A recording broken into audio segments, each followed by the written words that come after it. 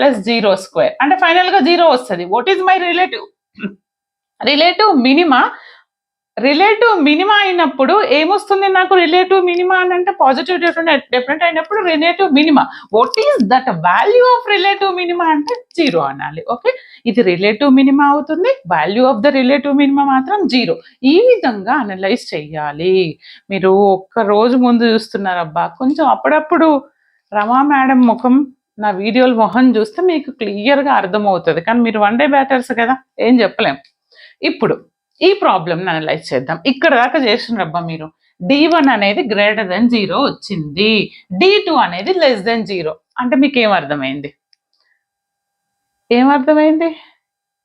ఒకటి greater than వచ్చింది madam, ఒకటి లెస్ దెన్ వచ్చింది. ఇక్కడ ఏమన్నా కండిషన్ ఉందా అంటే ఇవి గుర్తుపెట్టుకోవాలని అందుకే చెప్పిన.